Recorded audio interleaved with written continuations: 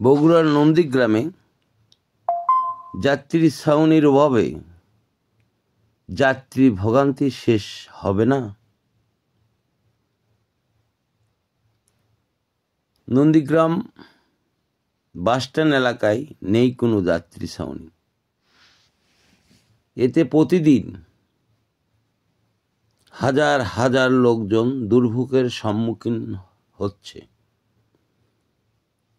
যাত্রী ছাউনি নির্মাণের দাবি জানিয়েছেন স্থানীয়রা।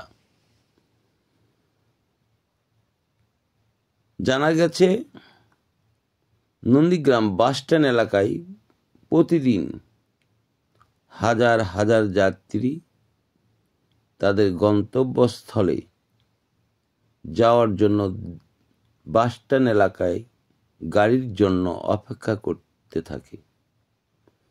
ঝড় বৃষ্টি উপেক্ষা করে দাঁড়িয়ে থাকে গাড়ির জন্য, কখন গাড়ি আসবে। বাসস্ট্যান্ড এলাকায় গিয়ে সরজমিনে দেখা গেছে অসংখ্য যাত্রীরা গাড়ির জন্য রাস্তার উপর দাঁড়িয়ে রয়েছে। রোদ কিংবা বৃষ্টি হলে যানবাহনের জন্য অপেক্ষাকৃত যাত্রীরা মহাসড়কের পাশেই ব্যক্তি মালিকানাধীন দোকানের সামনেই দাঁড়িয়ে থাকেন। এ সময় অনেক দোকানিরা বিরক্ত বোধও করেন, তারপরেও তো করার কিছু থাকে না।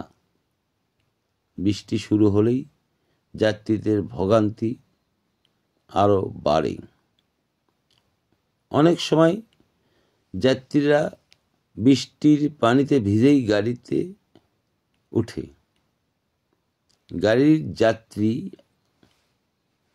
হামিদ মিয়া জানান, যাত্রী না থাকায় আমাদের প্রতিদিন ভোগান্তি পোহাতে হচ্ছে।